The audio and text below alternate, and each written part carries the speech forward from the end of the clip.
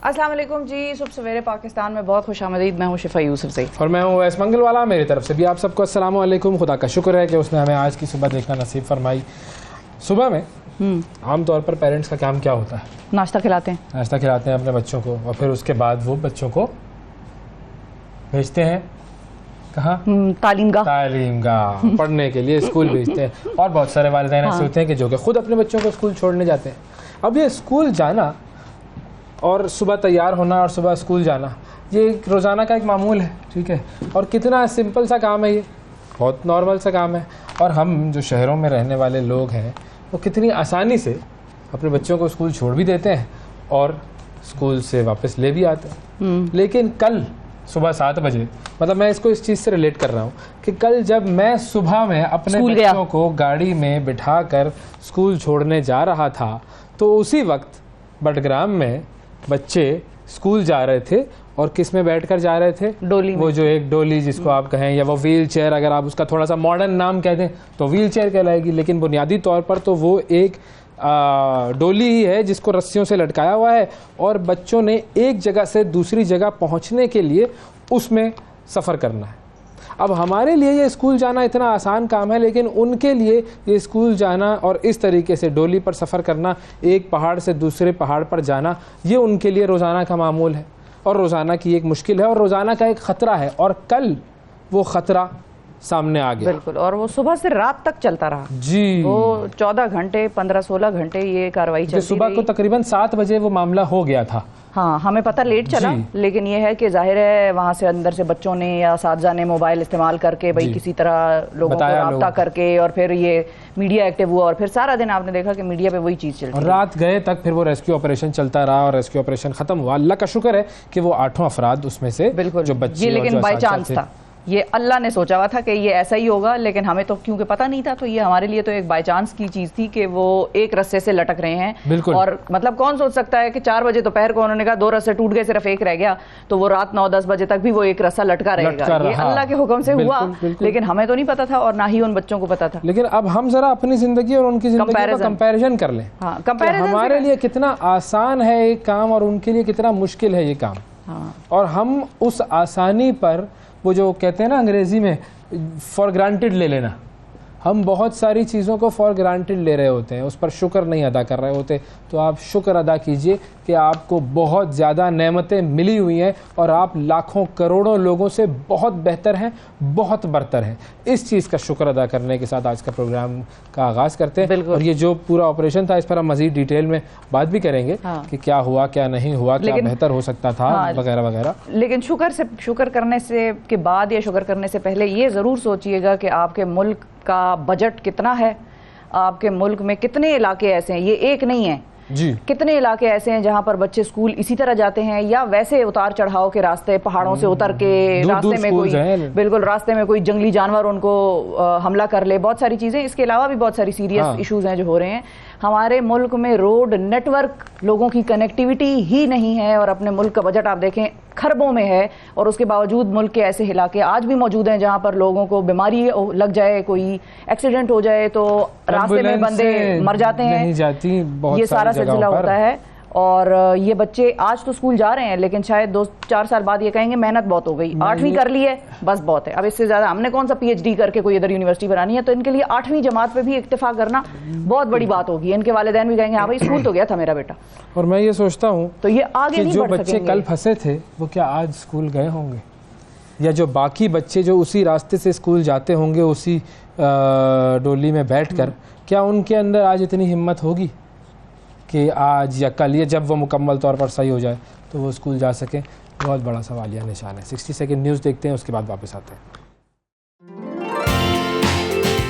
Budgam chair lift rescue operation मुकम्मल, तमाम 8 अफराद को बहिफाजत निकाल लिया गया। इलेक्शन कमीशन का इंतखाबात से मुताल्लिक बड़ी सियासी जमातों से मुशावरत का फैसला। जनूबी वजीरिस्तान में दहशतगर्दों से फायरिंग का तबादला, 6 सिपाही शहीद और 4 दहशतगर्द हलाक। नैब तरामीम से मरियम नवाज को रिलीफ मिल गया, अदालत ने जमानत मनसूखी की दरख्वास्त निपटा दी। रेंजर्स ने भारत से स्मगलिंग की बड़ी कोशिश नाकाम बना दी, 6 भारतीय शहरी गिरफ्तार। पहला वनडे पाकिस्तान ने अफगानिस्तान को 142 रन से शिकस्त दे दी। हारिस रऊफ की शानदार 5 विकेटें। यूनान के जंगलात में आग लगने से 18 अफराद हलाक, कई मकानात और गाड़ियां जल गईं। थाईलैंड के साबिक वजीर आज़म जिलावतनी ख़त्म करके वतन वापसी पर गिरफ्तार, जेल मुंतकिल कर दिया गया। डोनाल्ड ट्रंप को कत्ल की धमकियां देने वाली खातून गिरफ्तार, ट्रंप खुद जॉर्जिया इंतखाबात केस में अपनी गिरफ्तारी भी देंगे। और चीन में कोयले की कान में धमाका, 11 अफराद हलाक। जी, तो ये 60 सेकंड की आपने खबरें सुनी और बात वही है कि बहुत सारे लोगों को बहुत सारी मसाइल हमारे मुल्क में दरपेश हैं। बहुत सारी चीज़ें ऐसी हैं जो सिर्फ शहरों वालों को मुयसर हैं, और थोड़ा सा आप देहात की तरफ जाएं या पहाड़ी इलाके की तरफ जाएं तो हर चीज़ बंद, सिग्नल बंद, ट्रैफिक लाइट बंद, सड़कें, रोड नेटवर्क ज़ीरो, कचरा उठाने वाले ज़ीरो, हर चीज़ ज़ीरो। तो वो इलाके ऐसे हैं जैसे पता नहीं हमारे मुल्क का हिस्सा नहीं है, या वो सौतेले हैं, वहाँ पर लोग नहीं बसते, रहते नहीं हैं, ज़िंदगी की बाकी चीज़ें नहीं होती हैं। खैर पता नहीं क्यों नहीं हम उसकी तरफ ध्यान देते, या हम देना नहीं चाहते, प्रायोरिटीज़ नहीं है, विल नहीं है।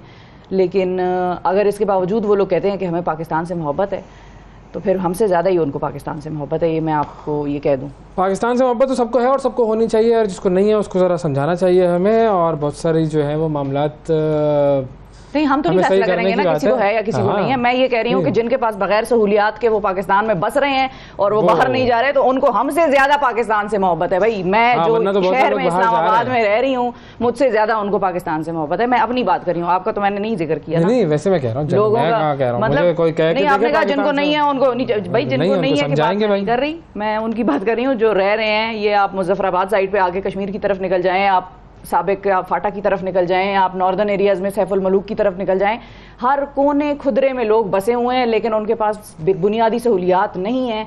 उनकी औरतें ऊपर पहाड़ी से चढ़ती हैं और नीचे उतरती हैं पैदल और पानी लेके ऊपर जाती हैं। ये पाकिस्तान ही शायद दुनिया का ऐसा मुल्क है जिसमें इन इलाकों में फैसिलिटीज़ नहीं दी हुई, वरना दुनिया में लोग आबाद हैं। भाई इतना बजट है, कहाँ जाता है? खा जाते हैं ना सारे, तो कहाँ जाता है? फिर वो इसी शहर की सड़कें बन रही होती हैं। F7 की सड़क बनी हुई है, अब फंड ज़ाहिर है उन्होंने इस्तेमाल करने हैं अगले बजट से पहले, तो वही सड़क दोबारा तोड़ के दोबारा बना देंगे। तो जब प्लानिंग का ये हाल होगा तो फिर इस मुल्क में तरक्की खाक होनी है। आगे बढ़े, पाकिस्तान जिंदाबाद। आते हैं क्रिकेट के ऊपर। कल क्रिकेट मैच भी था, बड़ी ज़बरदस्त पाकिस्तान की परफॉर्मेंस थी, और पाकिस्तान की परफॉर्मेंस जो है वो ऐसी थी कि शुरू में जब बैटिंग हुई तो हम सब टेंशन में आ गए कि भाई ये क्या था। 200 रन बनाए पूरे पाकिस्तान की टीम ने, सारे लोग ऑल आउट हो गए। पहली मरतबा ऑल आउट हुई पाकिस्तान की टीम अफगानिस्तान के ख़िलाफ़ मैच खेलते हुए, और फिर उसके बाद पाकिस्तान की जो बॉलिंग हुई है तो बस कमाल हो गया जी।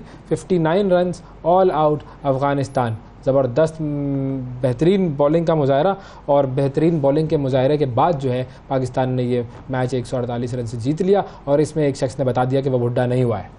उस शख्स ने बता दिया, बिल्कुल वो शख्स हैं शादाब खान। एक बार फिर उन्होंने कप्तान जो है हमारे बाबर आजम, उनके नाम उन्होंने पैगाम दिया है। और पाकिस्तान क्रिकेट टीम के ऑलराउंडर शादाब जो हैं उन्होंने शानदार कैच पकड़ा, और उन्होंने एक बार फिर जो है वो कप्तान बाबर आजम के नाम दिलचस्प पैगाम उन्होंने जारी किया। और वो जो पैगाम था वो बेसिकली ट्विटर पर उन्होंने जारी किया, और उस ट्विटर पैगाम को दिखाने से पहले ये ज़रा कैच दिखाएं जी। देखें कितना ज़बरदस्त उन्होंने कैच लिया। ये देखें, ये कैच, कमाल कैच उन्होंने लिया। और इस कैच को फिर जो इनकी बेसिकली ट्विटर पे उन्होंने पोस्ट किया, और पोस्ट करने के बाद जो है उन्होंने ट्विटर पर यानी कि एक्स पर कैच की वीडियो पोस्ट की और कहा कि अभी मैं बुढ़ा नहीं हुआ हूँ, अभी भी बुढ़ा नहीं हुआ हूँ। बेसिकली हुआ ये था कि मेंस T20 वर्ल्ड कप जो था 2021 का, उसके वार्म अप मैच में वेस्ट इंडीज़ के ख़िलाफ़ मैच हो रहा था, तो शादाब से रनआउट छूट गया था। तो उस पर बाबर आजम ने उनको कहा था कि भाई क्या बुढ़ा हो गया है? हाँ। तो उस पर बांग्लादेश के ख़िलाफ़ जो T20 सीरीज़ थी उसके दूसरे मैच में शादाब ने बड़ी ज़बरदस्त कैच किया था एक अपनी ही बॉलिंग पर, और उस वक्त उन्होंने पोस्ट किया था कि मैं बुढ़ा नहीं हुआ हूँ, देख लो कैच मेरा। और अब दोनों ने दोबारा कहा है कि मैं बुढ़ा नहीं हुआ हूँ। तो अल्लाह करे कि ये इसी तरीके से अच्छी परफॉर्मेंस देती रही हमारी टीम। एशिया कप भी आ रहा है आगे, और फिर वर्ल्ड कप भी आ रहा है, तो ये दोनों सीरीज़ हैं, और इन दोनों सीरीज़ में अल्लाह करे कि अच्छे तरीके से हम परफॉर्म करते रहें। बिल्कुल बिल्कुल ऐसा ही है। अच्छा, अब अगली खबर ज़रा अफसोसनाक है, और अगली खबर जो है वैसे तो पाकिस्तान के एक बड़े मारूफ एक्टर के हवाले से है, फ़नकार के हवाले से, और इनको हमने बड़ा टीवी पे देखा है, बहुत हमने इनके ड्रामास भी एंजॉय किए हैं, अच्छे डिफरेंट से किरदार होते थे इनके। और अकबर ख़ान साहब पाकिस्तान की शोबिज़ इंडस्ट्री का एक बड़ा मारूफ नाम, और उन्होंने कई बड़े ड्रामों में अपनी अदाकारी के जौहर दिखाए, जिनमें परीज़ाद है, दिलरुबा, इश्क ज़हे नसीब वगैरह शामिल हैं। और गुज़िश्ता रोज़ उनका इंतकाल हो गया। उनकी नमाज जनाजा नॉर्थ कराची की मस्जिद में अदा की गई और नॉर्थ कराची के कब्रिस्तान में उनकी तदफीन कर दी गई। और अकबर ख़ान साहब एक मुसव्विर भी थे, ये बड़े कम लोगों को पता है। मुजस्मा साजी भी बड़े शौक़ से करते थे और उन्होंने कई मुजस्मे भी तैयार किए। वो पाकिस्तान के कल्चर में मुजस्मा साजी के किरदार पर बहुत ज़ोर दिया करते थे। वो कहते थे इस चीज़ की बहुत एक अहमियत है। और उनके भाई अनवर हुसैन साहब ने कहा कि अकबर ख़ान साहब जो हैं वो एक शरीफ और नफ्स इंसान हैं और इंडस्ट्री के लोग उनसे बहुत मोहब्बत भी करते थे, बड़ी उनकी खिदमात थी इंडस्ट्री के लिए। अल्लाह ताला उन्हें गरीक़ रहमत करे। और बड़ा ये अफसोसनाक एक ख़बर थी जो कल के दिन सामने आई, और हमारी भी दुआएं हैं अकबर ख़ान साहब के लिए भी और उनकी फैमिली के लिए भी। बिल्कुल, अल्लाह ताला उनको सब्र अता फरमाए। अच्छा, एक और चीज़ है जो कि इस हुकूमत की तरफ से हुई है, उसकी तरफ अगर मैं आपकी तवज्जो दिलाऊं, इस्लाम में जो दियत है उसका तसव्वुर शुरू से मौजूद रहा है, पाकिस्तान के कवानीन में भी उसको जगह दी गई है, और दियत का मतलब है जो माली मुआवजा है। अब शरई इस्तिलाह में अगर कोई शख्स किसी को कत्ल कर दे तो मकतूल के वरसा जो है वो रजामंदी से एक मखसूस रकम उससे ले सकते हैं और कातिल का जुर्म माफ़ किया जा सकता है, उसको दियत कहते हैं। और ये बेसिकली उस जो मकतूल के वरसा हैं उनका ये हक़ है कि वो अगर चाहें तो कर लें। अच्छा, अब गुज़िश्ता दिन पहले जो निगरानी वफाकी काबीना का इजलास हुआ था उसमें दियत की रकम मुकर्रर की गई जो कि 67,57,902 रुपये है। और इस रकम को मुकर्रर करने की सिफारिश वज़ारत ख़ज़ाना ने की। बहुत से उलमा का ख्याल ये है कि दियत उस वक्त दी जा सकती है जब गलती से कत्ल हो, और जानबूझकर कत्ल किया जाए तो फिर उस पर क़सास वाजिब होता है, यानी कि मुजरिम को सज़ा दी जाएगी। तो ये एक फ़िगर सामने आया है और इसको जो है वो बढ़ाया गया है। और अच्छी बात है कि दियत जो है वो उसका कानून हमारे यहाँ पे मौजूद भी है और उसको अमाउंट को बढ़ाया भी गया है। वो जो मुजरिमीन होते हैं जो वैसे कत्ल करते हैं जानबूझकर कोई जुर्म करने के लिए, या उन्होंने जो है वो फसाद फैलाना होता है ज़मीन पर, तो उस पर तो क़िसास का कानून लागू आता है। जो हमारे यहाँ पे डेथ पेनल्टी है, जिसके बारे में आजकल हम सब जानते हैं कि बड़ा ही वो एक चल रहा है शोर शराबा कि नहीं जी डेथ पेनल्टी ना दो, इन लोगों को पाल पोस के बड़ा करो इन लोगों को। और लेकिन दियत का जो कानून है वो अभी है।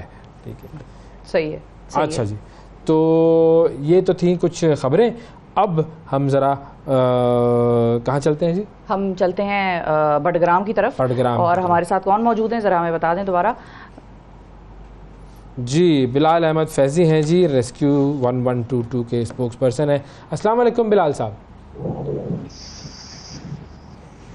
वालेकुम अस्सलाम व रहमतुल्लाहि व बरकातुहू। अस्सलाम वालेकुम बिलाल साहब, आपको आवाज़ आ रही है?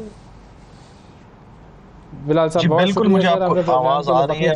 कल जो ये ऑपरेशन किया गया बडग्राम में, इस हवाले से हमें थोड़ा सा बताएं कि एक तो ये मामला सुबह में शुरू हुआ 7 बजे, उसके बाद आहिस्ता आहिस्ता लोगों तक जब ये ख़बर पहुंची मीडिया के ज़रिए, फिर उसके बाद उसका ऑपरेशन शुरू हुआ, ये जो पूरी रुदात थी इसमें इतना वक्त क्यों लगा? बहुत सारे लोग ये जानना चाहते हैं कि शुरू करने में इतनी देर क्यों लगी हमारे यहाँ पे ऑपरेशन को। और अल्लाह का शुक्र है कि वो अच्छे तरीके से हो गया, लेकिन वक्त इसमें इतना क्यों लगता है? सबसे पहले तो मैं आपका शुक्रिया अदा करूंगा। उसके बाद जैसे कि आपको पता है कि ये खैबर पख्तूनख्वा का ज़िला बटाग्राम है। बटाग्राम की तहसील अलई है और अलई से आगे तकरीबन 3-3.5 घंटों का रास्ता है। तो रेस्क्यू 1122 जिला बटाग्राम में मौजूद थी। तो जैसे ही हमें कॉल रिसीव हुई तो वहां से जो रास्ता है वो तकरीबन 4 से 5 घंटों का था, और उसके साथ साथ ये 8,000 से 9,000 फीट की बुलंदी पे वाक़े है। और अगर आप अंदाज़ा लगाएं तो ये तकरीबन ये जो चेयर लिफ्ट है ये 1500 से 2000 फीट बताई जा रही थी, जबकि इसकी लेंथ जो है वो कुछ 200 फीट के करीब बताई जा रही थी। तो जैसे ही हम लोग वहाँ पे पहुंचे तो इससे कबल भी हम लोगों ने चेयर लिफ्ट के मुख्तलिफ ऑपरेशंस जो हैं वो किए हैं। उसकी वजह ये थी कि आपको पता है कि खैबर पख्तूनख्वा के जो डायनामिक्स है, यहाँ पे पहाड़ी सिलसिले बहुत ज़्यादा है, बारिशें जो है वो होती हैं, अक्सर सैलाब भी आते हैं।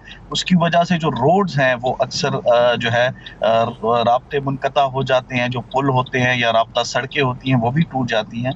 उसके लिए जो है ये लिफ्ट जो है वो आमदोरफ्त के लिए प्राइवेट लोग जो है इस्तेमाल करते हैं। तो ये उसी सिलसिले की एक कड़ी थी कि जब हम लोग इससे कबल मुख्तलिफ चेयरलिफ्ट के ऑपरेशन खैबर पख्तूनख्वा में कर चुके थे, जब हम लोग मौके पे पहुंचे तो हमें जो सबसे ज़्यादा एक चीज़ जो ख़तरनाक लगी थी उस वक्त यही थी कि ये जो रोप है वो चेयरलिफ्ट की सिर्फ और सिर्फ एक बाकी रह गई थी। उसके साथ अगर आपने वो चेयरलिफ्ट या डोली जो मकामी ज़ुबान में कहते हैं, उसको अगर आपने देखा हो तो वो बिल्कुल एक साइड पे हो चुकी थी, एक साइड वो झुकी हुई थी। तो जिस वजह से खतरात जो थे वो यही थे कि खुदा न खास्ता अगर हम लोग किसी भी तरह इस रस्सी पे मजीद बोझ डालते हैं तो खुदा न खास्ता हमें कोई मजीद हादसा जो है वो ना पेश आए, जिसकी वजह से हम लोगों ने इंतज़ार किया पहले कि जी इसके लिए हेली का वो करते हैं।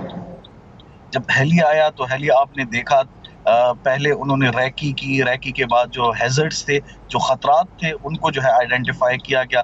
उसके बाद जितनी भी ऑपरेशंस जो है वो स्ट्रेटजी प्लान की गई। उस स्ट्रेटजी प्लान के ज़रिए सबसे पहले जो है उनको खुराक, पानी और जो मेडिकेशंस थी वो प्रोवाइड की गई। उसके बाद अटेम्प्ट्स जो है वो हेली के थ्रू की गई। हेली की 3 अटेम्प्ट्स जो है वो सक्सेसफुल ना थी, चौथी अटेम्प्ट जो है वो सक्सेसफुल रही और उससे ये था कि एक बच्चे का जो है वो वज़न कम हो गया था। फिर जो है ज़मीनी ऑपरेशन, क्योंकि अंधेरा छा गया था और अंधेरे के साथ साथ मौसमी जो ख़तरात थे वो भी थे, तो जब हम लोगों ने ज़मीनी ऑपरेशन शुरू किया जिसमें पाक फौज, मकामी अफराद, रेस्क्यू 1122 और उसके साथ ज़िले इंतज़ामिया सब ने जो है वो मिल के काम किया। और जब पहला शख्स उस मकाम तक पहुंचा, क्योंकि ख़तरा सिर्फ यही था कि ये रस्सी कहीं टूट ना जाए, तो जब एक वज़न वहाँ से कम हुआ तो यहाँ से हम लोगों ने एक बंदे को भिजवाया। कोई और रोप भी लगाई थी इसके साथ, जो लोग जा रहे थे फिर वो बिल्कुल पे खुद को जाते थे और वहाँ से लोगों को लेके आते थे, वो किसी और रोप पे थी ना? जी बिल्कुल, वो इस तरह था कि जब इस मकाम तक पहुंचने के लिए एक एक्स्ट्रा रोप का इस्तेमाल किया गया और उससे कब पहली जो शख्स वहां पे पहुंचा उसने बाकायदा अपने साथ जो खाने पीने की अशिया थी वो लेके गए और ये इंश्योर कर लिया गया कि वहां तक पहुंचने में किसी किस्म की दुश्वारी का सामना नहीं है। ऑल दो ये मुश्किल ऑपरेशन था, लेकिन जब वो वहां पे पहुंचे एक रस्सी जो है वो वहीं पे छोड़ दी गई और दूसरी रस्सी उसी रस्सी के जरिए जो है वो वापस आए और जब हमें श्योरिटी हो गई कि शुक्र अल्हम्दुलिल्लाह डोली जो है वो भी कनेक्ट हो गई है, मजबूत हो गई है और रस्सी जो है वो भी ठीक है, तो आप लोगों ने देखा कि तकरीबन 3 से 4 घंटों के अंदर अंदर तमाम बच्चों और असातिज़ा को जो है वो वहां से निकाल लिया गया था। अच्छा, अब ये जो मोड ऑफ ट्रांसपोर्टेशन है, ये जो डोली जिसको हम कहते हैं कि ये सारा सिलसिला रोज़ाना की बुनियाद पर वहाँ पर होता है, तो ये कितना ख़तरा इसके अंदर इन्वॉल्व होता है और ज़मीनी रास्ते चूँकि वहाँ पर बिल्कुल ऑल्टरनेट है ही नहीं क्या? जी बिल्कुल, अगर आप खैबर पख्तूनख्वा के डायनामिक्स देखें तो यहाँ पे आपको 2 तरह की चेयर लिफ्ट जो है वो नज़र आएंगी। एक वो चेयर लिफ्ट है जो कि यहाँ के सयाहती जो सयाह आते हैं खैबर पूरे पाकिस्तान से और गैर मुल्की उनको जो है वो इन्हीं के ज़रिए जो है वो सूबाई हुकूमत या ज़िले इंतज़ामिया के अंडर काम करती है, तो उस वजह से वो अगर आप देखिए एज़ कंपेरेटिवली वो काफ़ी बेहतर होती हैं। जबकि ये लोकल मूड होती हैं तो लोकल में अक्सर जो है लैक ऑफ जो है वो होता है, इश्यूज आते हैं क्योंकि वो लोकल मेड होती है, चंद 100 रुपए कुछ पैसे लेके जो है वो एक ट्रांसपोर्टेशन की उस पे इस्तेमाल की जाती है। तो अब जो है ये चीज़ें ख़तरात जैसे ही सामने आते हैं तो उनकी रोकथाम और उनके मुख्तलिफ इक़दाम भी उठाए जाते हैं। तो अब इनिशियली यही है कि हम अपने पार्ट पे रेस्क्यू 1122 अपने पार्ट पे कोशिश कर रहा है कि खैबर पख्तूनख्वा में जितने भी ऐसे मकामात हैं जहाँ पे ये प्राइवेट चेयर लिफ्ट मौजूद है तो उनका डेटा जो है वो इकट्ठा किया जा रहा है और हम इसी को जो है वो बेस बना के मज़ीद कोशिश करेंगे कि इनकी सिक्योरिटी को इंश्योर किया जाए, इनकी सेफ्टी को इंश्योर किया जाए, इनमें जो इक्विपमेंट्स हैं या जो मटेरियल इस्तेमाल किया गया है वो जो है वो इंश्योर किया जाए। क्योंकि कल के हादसे में यही एक ख़तरा था कि खुदा न ख्वास्ता डोली जो है वो भी काफ़ी पैथेटिक कंडीशन में थी या जो है वो खस्ता हाल थी, तो ये भी वो किया जा रहा था जब हेली के जरिए के इसको उठाते हैं। तो वैसे शायद रास्ते भी हैं, रोड सड़कें हैं, कोई कनेक्शन है एक पहाड़ से दूसरे पहाड़ की तरफ, या कोई है जमीनी ऑप्शन लोग अगर वो इस्तेमाल करना चाहें? बिल्कुल, अगर आप खैबर पख्तूनख्वा के मुख्तलिफ पहाड़ी सिलसिलों पे देखें तो पहाड़ी सिलसिलों के ऊपर भी रास्ते हैं, नीचे से भी रास्ते हैं, लेकिन जैसे मैंने आपको कहा हमारे यहाँ पे मौसमी ख़तरात ज़्यादा होते हैं, सैलाब अक्सर आते हैं, बारिशें होती हैं, इसी तरह एवलांच आते हैं, उनकी वजह से मुख्तलिफ रोड जो है वो अक्सर बह भी जाते हैं, मुख्तलिफ मकामात पे टूट भी जाते हैं। अगर आप कराकोरम लें तो वो भी जो है वो अक्सर टूट फूट का शिकार होती है। उसकी बुनियादी वजह यही है कि जो हमारे डायनामिक्स हैं उनकी वजह से ये रोड ज़्यादा सस्टेनेबल नहीं होते, ज़्यादा जो है वो सस्टेन नहीं कर सकते, तो वो एक इशू जो है वो रहता है और इसी वजह से ये डोलियां या ये चेयर लिफ्ट जो है वो इस्तेमाल की जाती हैं। दूसरा ये है कि अगर ज़मीनी रास्ता इस्तेमाल किया जाए तो वो काफ़ी लंबा होता है, उसमें वक्त जो है वो ज़्यादा लगता है, तो इसीलिए ये जो प्राइवेट चेयर लिफ्ट्स है इनका इस्तेमाल भी ज़्यादा होता है और लोग इसको आमदोरफ्त के लिए भी इस्तेमाल करते हैं। अच्छा, आप मुझे एक और चीज़ आखिरी मुझे बताइए कि आप जैसे रेस्क्यू 1122 का इदारा है केपी का, आपका ज़ाहिर है माशाल्लाह काम कर रहे हैं आप लोग अच्छे तरीके से। कल का भी जो ऑपरेशन है आप लोगों ने किया, पाक फ़ौज ने किया, आवाम ने किया, मिलकर अल्लाह का शुक्र है कि ऑपरेशन कामयाब हुआ। लेकिन क्या आप लोगों के पास वो जो इक्विपमेंट है जो कि इस तरह के ऑपरेशंस को अगर कभी भी ज़रूरत पड़े वो करने के लिए प्रॉपर इक्विपमेंट कितना वो मौजूद है, किस हद तक हम इक्विप्ड हैं? अगर मैं आपको बात करूं, आपने देखा होगा खैबर पख्तूनख्वा रेस्क्यू 1122 का जब आगाज़ हुआ था तो सिर्फ पेशावर में था। अब 10 साल बाद जो है 11 साल बाद रेस्क्यू 1122 खैबर पख्तूनख्वा के 34 अजला में जो है वो सर्विसेज फराहम कर रहा है। उसमें जो हालिया अज़मशुदा अजला है वहाँ पे भी सर्विसेज मौजूद हैं। वक्तन फ़वक्तन बाज़ ऐसे वाक़यात आते हैं कि जहाँ पे हमें लगता है कि अगर कोई भी लैप्स है या कमी है तो उसको आइडेंटिफाई किया जाता है, उसको रेक्टिफाई किया जाता है, फिर जो है उस पर काम किया जाता है। अगर आप मुलाहिज़ा करें तो इससे कबल हमारे पास ऐसे तकरीबन 6 के करीब वाक़यात रोनुमा हो चुके थे चेयर लिफ्ट पे, जिसमें हम लोगों ने सर्विसेज फराहम की और तमाम अफराद को निकाला। इसी तरह हम लोगों ने न सिर्फ इंसानों को बल्कि एक वीडियो वायरल हुई थी जिसपे हम लोगों ने कैट जो बिल्ली है उसको भी हम लोग रेस्क्यू कर रहे थे।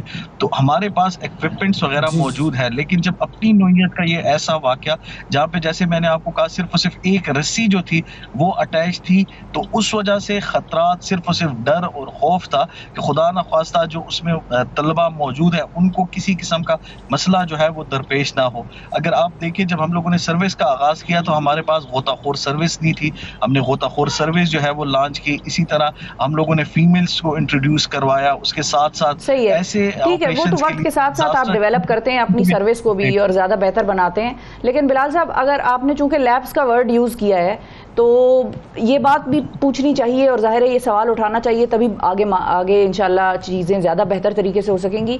इस ऑपरेशन में लैब्स क्या था? क्या इंतज़ार करना था? प्लानिंग उस वक्त ऑन द स्पॉट हो रही थी, टाइम उसमें ज़्यादा लग गया या क्या था? क्योंकि देखें ये लोग, आपने जैसे कहा ना, एक रस्सी से लटके हुए थे, तो वो अल्लाह के ही हुक्म से एक रस्सी से लटके हुए थे। वो एक रस्सी भी अगर खुदा न खास्ता टूट जाती तो फिर वो प्लानिंग धरी की धरी रह जाती। तो लैब्स आपको इस ऑपरेशन में क्या नजर आया जिसको कि ज्यादा बेहतर तरीके से कोई नहीं था और इस ऑपरेशन को इसी तरह ही होना था? देखिए, हमारे लिए सबसे ज़्यादा जो इंश्योर करना था वो सेफ्टी थी इन्हीं लोगों की। और अगर खुदा ना ख्वास्ता हम लोग जल्दबाजी उस वक्त करते कि जिस वक्त ये तमाम तलबा उसमें मौजूद थे और उस वक्त इसी पे लोड डालने की कोशिश की जाती, तो हम ये समझते हैं जितने भी हमारे पास एक्सपर्ट्स थे उन सब का कहना था कि खुदा ना ख्वास्ता रिस्क जो है वो होगा कि ये कोलैप्स कर जाए।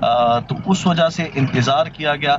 जब इसमें 2 बच्चों को निकाला गया तो उसके बाद इसमें वज़न भी कम हुआ और जब पहला बंदा जो है गया उस मकाम तक, उस डोली तक, तो ये श्योरिटी हो गई कि शुक्र अल्हम्दुलिल्लाह रस्सी भी मजबूत है और उसमें जो वज़न था वो जो है वो कम था। जैसा अगर आपने देखा हो कि जिस वक्त हेली आया और हेली इसी डोली के ऊपर था तो उसकी हवा से जो वेलोसिटी थी हवा की, उससे भी जो है ये हिल रहा था। तो हमारी कोशिश यही थी कि हम लोग इंश्योर जो है वो सेफ्टी को करें और उस सेफ्टी को ही जो है वो बुनियाद बना के ये ऑपरेशन इसको वक्त दिया गया और इंश्योरिटी जो थी वो यही थी कि सेफ्टी इन तमाम बच्चों को जो है वो बाहिफाजत निकाला जाए और उसी वजह से वक्त लगा। और आप लैब्स की बात कर रहे थे, लैब्स का मेरा मकसद ये था। अदा करेंगे बिलाल अहमद फैजी साहब हमारे साथ मौजूद, spokesperson rescue 1122 Khyber Pakhtunkhwa. Kifayatullah साहब हमारे साथ मौजूद हैं। अताउल्लाह जो बच्चा उस डोली में था, उसके वालिद किफ़ायतुल्लाह साहब हमारे साथ मौजूद हैं। उनसे भी हम बात करेंगे कि इस पूरी सूरत हाल में उन बच्चों की क्या हालत रही और अब वो बच्चे कैसे हैं। एक छोटे से ब्रेक के बाद हम वापस आएंगे और आपसे मज़ीद बात करते हैं। सुबह सवेरे पाकिस्तान, सुबह सवेरे पाकिस्तान, सुबह सवेरे पाकिस्तान।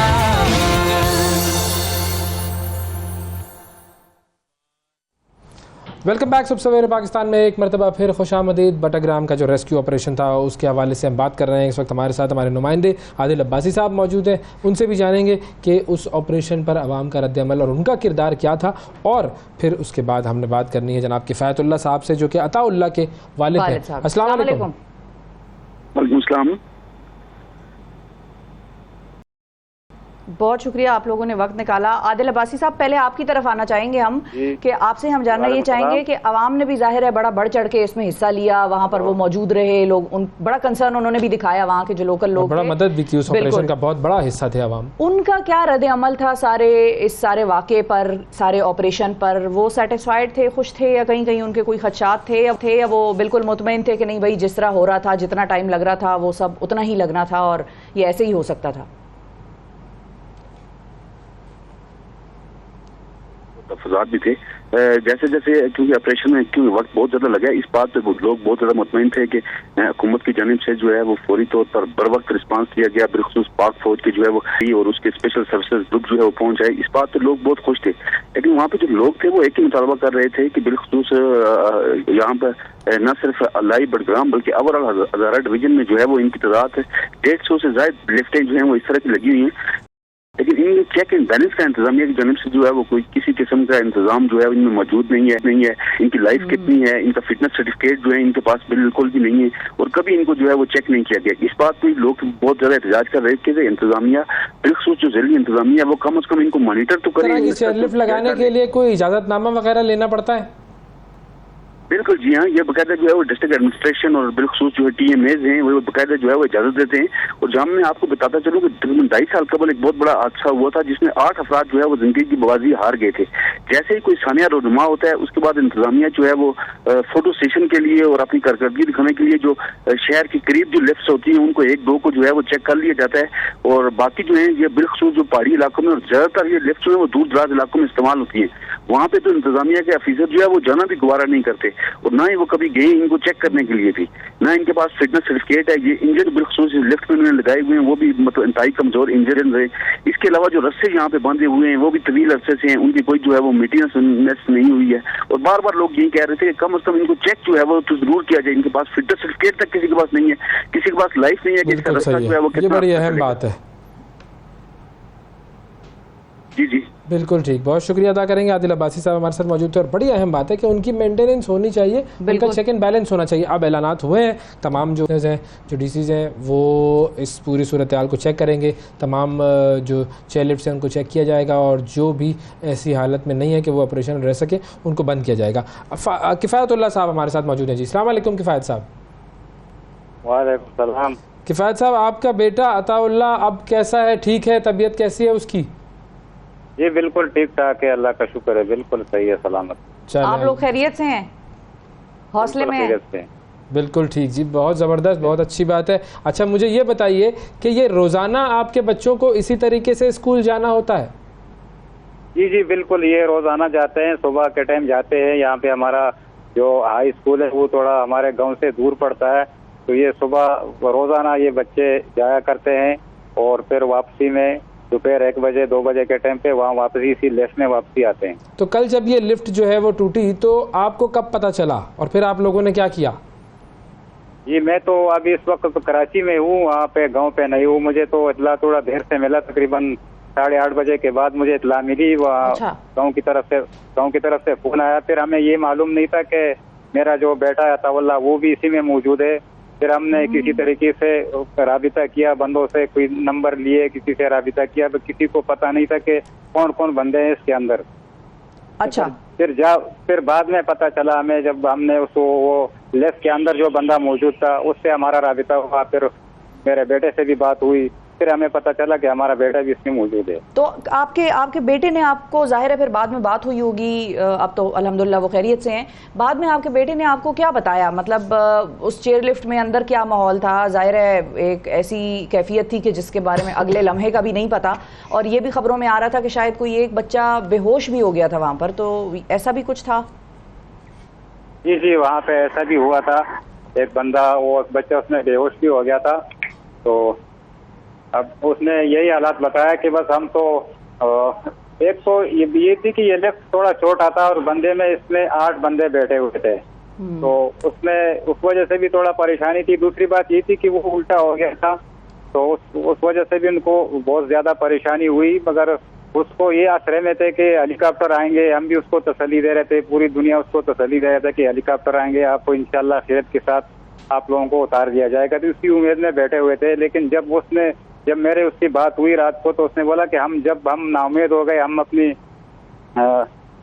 हमें बस ये पता चला कि ये हमारे आखिरी लम्हात है। जब हेलीकॉप्टर हमारे जब सारे चले गए, उसके बाद बोला हमारे ऊपर परेशानी तारी हो गई, और हमने यही सोचा कि बस हमारे ये आखिरी लम्हात। बिल्कुल ऐसे ही होता है, क्योंकि ज़ाहिर है आप देख रहे होते हैं कि हेलीकॉप्टर आए, लेकिन हेलीकॉप्टर का भी यही होता है कि वो एक ख़ास वक्त के बाद परवाज़ नहीं कर सकता। ज़ाहिर है उसको एक रोशनी की ज़रूरत होती है। फिर उसके बाद ग्राउंड ऑपरेशन जो हुआ वो कितना ज़्यादा उसका किरदार था उस ग्राउंड ऑपरेशन में, और उस ग्राउंड ऑपरेशन को करने वालों में जो मकामी लोग थे उनका कितना किरदार था? उसमें बहुत ज़्यादा किरदार अदा किया। मैं उनको सलाम पेश करता हूँ, उनका बहुत बहुत शुक्रिया अदा करता हूँ कि उन्होंने वो रात के अंधेरे में उसने बहुत बड़ी मेहनत की, और वहाँ पे जो मकामी लोग था उन्होंने बहुत बड़ी मेहनत की, और वहाँ पे हमारे पाक फौज भी बैठे हुए थे, उन्होंने भी बहुत बड़ी मेहनत की। मैं सबका शुक्रिया अदा करता हूँ कि सब ने उसमें बढ़ चढ़ कर हिस्सा लिया। और अपनी बिल्कुल ठीक है, बिल्कुल ये आखिरी बात जो किफ़ायतुल्लाह साहब कह रहे थे कि अवामी जो मकामी लोग थे उन्होंने भी अपनी ज़िंदगी को ख़तरे में डाल के एक शख्स वहाँ से भी एक हीरो, हम पाकिस्तान में लोग हीरो उभरते हैं और जज्बा बेशुमार रखते हैं, बस ये है कि थोड़ी सी अपॉर्चुनिटी हो तो ये मट्टी जिसको हम कहते हैं ना बड़ी ज़रखेज़ है हर चीज़ में, हर मामले में। तो लोगों का भी बहुत शुक्रिया कि वो भी बढ़ चढ़ कर आगे बढ़े और उन्होंने मदद की। वो शख्स बहुत, वो मैंने उसकी तस्वीरें देखी, वो रस्सियों से लटक रहा था और वो गया हुआ आगे, और मतलब ना उसका ताल्लुक ना रिश्ता, लेकिन ये है कि देखें वो शख्स आगे बढ़ा। इसी को जज्बा कहते हैं, इसी को मोहब्बत कहते हैं। बिल्कुल, ये जो भी अहलकार फौज के, जो आवाम जो ऑपरेशन में इन्वॉल्व थी, सबको सलाम है जी, सबने बड़ा ज़बरदस्त काम किया और इनको भी तमगे मिलने चाहिए। ये जो इन्होंने एक काम किया है, इन्होंने बता दिया है कि पाकिस्तानी कौम क्या है। बहुत शुक्रिया जी। नाज़रीन वक्फा लेते हैं, वक्फे के बाद हाजिर होंगे, हमारे साथ रहिएगा। सुबह सवेरे पाकिस्तान, सुबह सवेरे पाकिस्तान, सुबह सवेरे पाकिस्तान।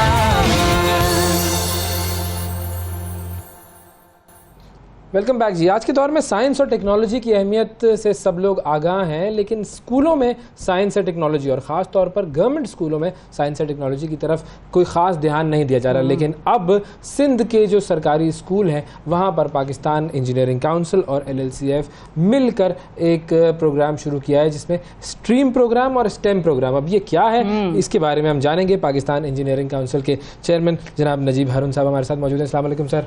वालेकुम अस्सलाम, कैसे मिजाज? बिल्कुल ठीक सर। ये स्टेम तो सुना था, हाँ ये स्टीम क्या है?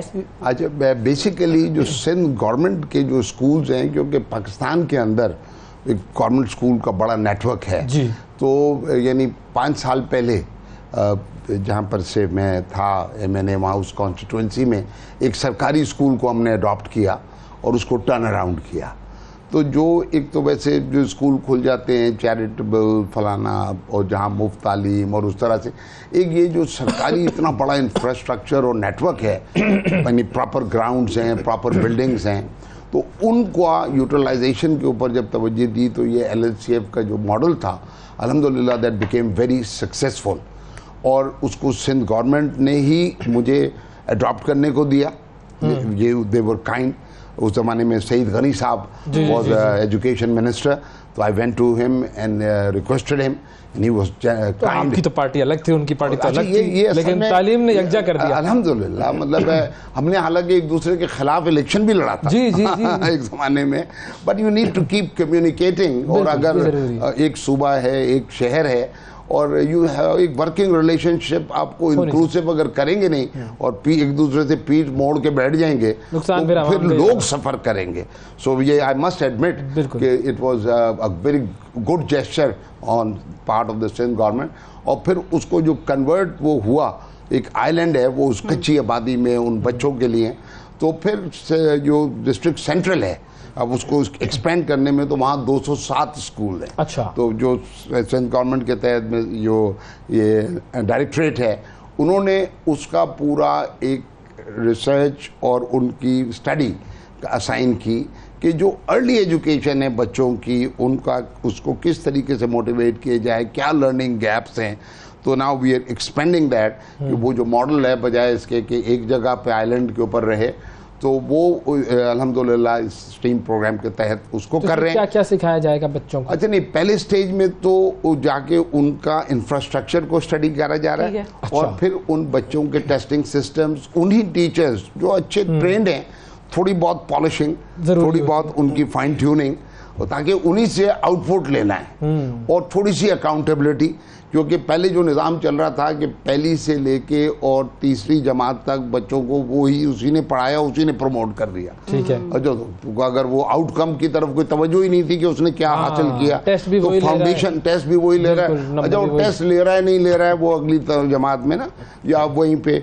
तो अब एक्सटर्नल थोड़ा सा टेस्टिंग, थोड़ी सी अकाउंटेबिलिटी के उसने क्या बच्चे को मिला, क्योंकि फाउंडेशन तो वहीं बन रही है। अच्छा, अब पाकिस्तान इंजीनियरिंग काउंसिल का जो जहाँ पर जाके प्रॉब्लम मैंने फेस कर रहा हूँ, 2 साल से मैं चेयरमैन हूँ, 1 साल का मेरा, कि अच्छे बच्चे बच्चियाँ, engineering was the choices number 1 profession जिस ज़माने में हमने इंजीनियरिंग की और उसके बाद तक। और पाकिस्तान एक तीसरी दुनिया का मुल्क है, अगर काबिल बच्चे बच्चियाँ, लायक बच्चे बच्चियाँ इंजीनियरिंग नहीं बनेंगे तो इसका मतलब पाकिस्तान तो क़यामत तक तरक्की पजीर, हम अपने दिल के बहलाने को कहते रहेंगे, हम तो गैर तरक्की याफ्ता तीसरी दुनिया का मुल्क ही रहेंगे। लेकिन उसमें सर एक और चीज़ भी है कि हमने अपने करिकुलम्स को, हमने अपनी डिग्रीज को भी तो इवॉल्व नहीं किया ओवर टाइम। मतलब मिसाल के तौर पे इंग्लैंड में सड़क के लिए जो पेंट होता है वो इंजीनियर अलग है, उसकी डिग्री अलग है, रोड इंजीनियर अलग है, रोड मार्क इंजीनियर अलग है। हम वही सिविल इंजीनियरिंग को ही बेचते रहे और उसमें हम पुल और बिल्डिंग, मुझे नहीं पता एग्जैक्टली, हमने डिग्रीज को और डिसिप्लिन को दुनिया के साथ इवॉल्व नहीं किया। एक जमाने में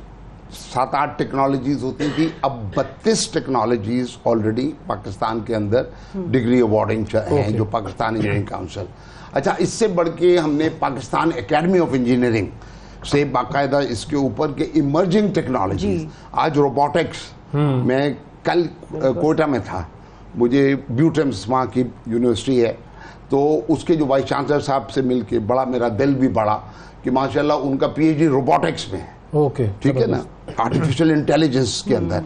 सो अब हमें वो रिंग के चलने का टाइम तो हमने बहुत ज़ाया कर दिया, तो थोड़ा सा फ्रॉगिंग, फुदक के अगर हम कुछ सफ़र तय करेंगे तो कहीं पहुंचेंगे। तो चूंकि मैं प्राइवेट सेक्टर से था, तो मैंने इस चैलेंज को 2-3 लेवल के ऊपर लिया है। अच्छा। एक तो ये बिल्कुल जो नया क्रॉप है कि ये बच्चे इस तरफ आए, ठीक है। ये दूसरा, जो 6ठी, 7वीं, 8वीं के बच्चे हैं, उनको स्टेम वाला नशा लगाना है, क्योंकि कि वहाँ पर जाके उनको बताया जाए कि क्यों वो साइंस, टेक्नोलॉजी, इंजीनियरिंग, मैथमेटिक्स की तरफ रग़बत करें, उस तरफ माइल हो, और फिर उसमें से क्या निकल सकता है। और पाकिस्तान के अंदर तो आज एक बड़ी ज़बरदस्त अपॉर्चुनिटी ये आई है, क्योंकि हमारी पूरी कौम इसकी आदी हो गई थी कि हर चीज़ इंपोर्ट कर लो। स्टेपलर का पिन जो अंदर होती है वो भी इंपोर्ट कर लो। बिल्कुल ऐसा ही। तो आज जबकि आपके पास डॉलर ही नहीं है, तो आज आपको सारी चीज़ें खुद बनानी पड़ेगी, एंड यूर चॉइसलेस। तो जो लो हैंगिंग है, जो आसान चीज़ें हैं, उसको फौरी, ठीक है, और आपको डॉलर्स को दांतों से पकड़ के क्योंकि वरना तो आप देखें ना कि रोज डॉलर रुपए के सुबह 2 चमाट पड़ते हैं और शाम को 2 चमाट पड़ते हैं, वेयर इट इज गोइंग। सो तो इसको एक होलिस्टिकली अप्रोच के थ्रू इस लिहाज से कि डॉलर्स का जो आपको इंपोर्ट्स अगर अपनी कम करनी है तो सैकड़ों बल्कि हजारों वो आइटम्स जो आपने सिवाय तन आसानी के लिए बंद कर ली थी, तो हमने मेड इन पाकिस्तान, ये बाकायदा एक अलग प्रोजेक्ट है थ्रू पाकिस्तान इंजीनियरिंग काउंसिल, जिसके अंदर ऑटोमोटिव इंडस्ट्री, अदर इंडस्ट्रीज, उनको सारों को ये सब हम कर चुके हैं लिटरली, और इस पे अमल शुरू है ऑलरेडी। जैसे मैं आपको मिसाल दूं कि इलेक्ट्रिक्स दर्जनों चीजें इंपोर्ट कर रही थी, अब जब ये तंगी आई अब वो क्या हुआ, उन्होंने असाइनमेंट दिया, तो ये पाकिस्तानी इंजीनियर्स के लिए भी एक अपॉर्चुनिटी है कि लोकल मैन्युफैक्चरिंग, इंडिजिनस मैन्युफैक्चरिंग। तो हमको उस गैप को, यानी 3 अलग अलग काम हैं, एक कि हम अपने इंजीनियर्स की क्वालिटी को बढ़ाएं, ठीक है, और क्वालिटी में वो बाकी दो कामों पे आते हैं, सॉरी, उस क्वालिटी में पब्लिक सेक्टर और प्राइवेट सेक्टर की यूनिवर्सिटीज या एजुकेशनल इंस्टीट्यूट्स में कितना फर्क है? क्योंकि एक जमाना था जब आप लोगों ने जाहिर है वो पढ़ा होगा, हम यूईटी का नाम सुनते थे, ये सरकारी यूनिवर्सिटी है, वहाँ से क्वालिफाइड और क्वालिटी के इंजीनियर्स निकलते थे। उसके बाद प्राइवेट सेक्टर आया और प्राइवेट सेक्टर के फिर थोक के हिसाब से निकलने लगे। फिर तो देखिए क्वालिटी का गैप कितना आप देखते हैं प्राइवेट और पब्लिक? जब किसी जिस्म के ऊपर बीमारी हमला करती है तो उसके सारे ही आज़ा जो है वो निढाल हो जाते हैं, ठीक है ना, और ख़ास तौर से हमला अगर दिमाग पे हो जाए तो फिर तो बस अल्लाह अपना रहम रखें। बिल्कुल। सो एक्चुअली क्या चीज़ है कि वी हैव टू जो जिसका शोभा है, जो जहाँ बैठा है, मैंने तो 27 साल पॉलिटिक्स में भी लगा के और असेंबली में बैठ के भी देख लिया, 3 साल 8 महीने अंदर बैठा, 1 साल 4 महीने बाहर बैठा, तो this is very close to my heart. Allah ने मुझे ये मौका दिया कि चेयरमैन, मैं प्राइवेट सेक्टर से हूँ, अल्लाह ने मुझे ये चैलेंज और मौका मिला है। So I am doing everything possible, every week I am there in Islamabad. तो वो जो आप बता रही हैं कि यूनिवर्सिटीज़ का करिकुलम, इंजीनियर्स जो अपने टेक्निकल शोबों में तो उनकी महारत और ट्रेनिंग ठीक है, जो सॉफ्ट स्किल्स थी कि उनका कम्युनिकेशन स्किल, अब आपके पास यहाँ खजाना है और इसकी चाबी नहीं, अब आप जब टेबल पे बैठ के अपने आप को एक्सप्रेस नहीं कर पा रहे हैं, जो कम्युनिकेशन स्किल है, तो खजाना ज़ाया इस्तेमाल नहीं हो रहा, और उनकी ये प्रेजेंटेशन की स्किल्स। फिर आज एक कमर्शियल वर्ल्ड है, इंजीनियर जो है वो फोकस रहता है टनल विजन के अपने टेक्निकल प्रोजेक्ट पे, अब उसको जब कमर्शियली डिफेंड करना पड़ता है तो हर एंटरप्रेन्योर, हर सेट, हर इंडस्ट्रियलिस्ट, हर यानी पब्लिक सेक्टर की चीज़ में, तो वो उसकी जो कि कमर्शियल साइड जो है या फाइनेंशियल नो हाउ, तो ये ट्रांसफॉर्मेशन कि उसकी ज़ाहिर है वो उसको अकाउंटिंग, चार्टर्ड अकाउंटेंट के बराबर तो नहीं आएगी, लेकिन इतनी शुद्ध हो कि वो कुछ कॉस्ट अकाउंटिंग, कुछ फाइनेंशियल मैनेजमेंट, ताकि वो वहाँ पर जाके फंसे नहीं। लास्ट हमारे पास 30 सेकंड्स हैं, पहले तो एक मुझे ये बताएं कि अब ये प्रोग्राम जैसे ये शुरू हो गया है, ये अमली तौर के ऊपर ये बिल्कुल से, यानी ये जो 3 चीज़ों की मैंने अलग अलग बात की, ये स्टेम एजुकेशन शुरू है, 6ठी 7वीं 8वीं वालों को ये नशा लगाया जा रहा है कि क्यों वो साइंस की तरफ आए, ताकि जब वो 9वीं 10वीं में पहुंचे तो वो उस तरफ आए। और ये जो पूरा जो LHCF वाला जो प्रोग्राम था इस टीम का, इसके अंदर भी सर्वे 207 में से 67 स्कूल्स का सर्वे ऑलरेडी हो चुका है, विजिटिंग, मोटिवेशन बहुत है। सिंध गवर्नमेंट और ये जो डिस्ट्रिक्ट सेंट्रल जो है, जो कराची के हार्ट में, वो बहुत रिसेप्टिव है, और वहाँ के जो ऑफिसर्स हैं बहुत उसको यानी पैट्रनाइज भी कर रहे हैं, इंथुसियाज्म का लेवल है, तो थिंग्स आर हैपनिंग। और मैं ऐसा नहीं है, मैंने पाकिस्तानियों के अंदर जज्बा तो है, एक छोटी सी बात करता हूँ कि बिल्कुल जहाँ पर हम कर रहे हैं, आखिरी बात कि जैसे आप एक किचन में हो जहाँ सारे इंग्रेडिएंट्स हो और आपको पकाना ना आता, मेरा ख्याल के अंदर we need to put right people at the right place and get the output from there. Thank you Najeeb sahab, बहुत शुक्रिया अदा करेंगे आपका। नाज़रीन वक्फा लेते हैं, वक्फे के बाद दोबारा हाजिर होंगे, हमारे साथ रहिएगा। सुबह सवेरे पाकिस्तान, सुबह सवेरे पाकिस्तान, सुबह सवेरे पाकिस्तान।